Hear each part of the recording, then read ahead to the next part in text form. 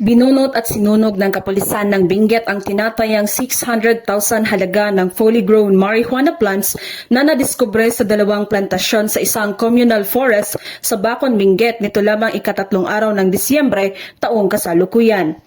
Matagumpay ang nasabing marijuana eradication dahil sa pagtutulungan ng mga operatiba sa pangunguna ng First Benguet Provincial Mobile Forest Company, katuwang ang Bacon Municipal Police Station, Benguet PPO, RID Procar at PDEA Car.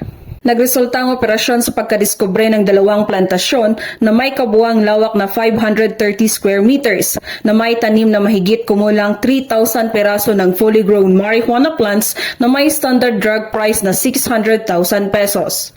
Bagamat walang nahuling cultivator, binunot at sinunog ng mga operatibang pinagbabawal na tanim sa mismong lugar pagkatapos ng pagdokumento at pagkuha ng sapat na sample upang isumite sa Regional Forensic Unit Cordillera para sa karagdagang pagsusuri.